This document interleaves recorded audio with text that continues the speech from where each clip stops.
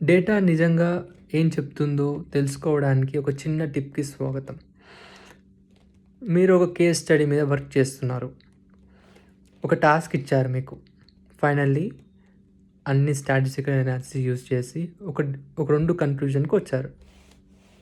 ఆ 2 కన్క్లూజన్‌లో మీరు ఏ కన్క్లూజన్ తీసుకోవాలో కన్‌ఫ్యూజన్‌లో ఉన్నారిప్పుడు. సో, ఏం తీసుకోవాలి? ఒక నిమిషం ఆగండి. రిలాక్స్ కాండి. సో, హియర్ మీరు చేసిన ప్రాబ్లమ్ తప్పేంటంటే మీరు ఏదైతే స్టాటిస్టికల్ అనాలిసిస్ చేశారో అది మీ ఎండ్ ప్రాబ్లమ్ స్టేట్మెంట్‌కి మ్యాచ్ అవ్వట్లేదు. సో, మీరు చేసిన అస్యూమ్షన్స్ కానీ, స్టాటిస్టికల్ క్యాలిక్యులేషన్స్ కానీ ఇవి ఏవి వాటికి సపోర్ట్ చెయ్యట్లేదు. అందుకే మీకు 2 డిఫరెంట్ డెసిషన్ మేకింగ్ కన్క్లూజన్స్ వచ్చాయి.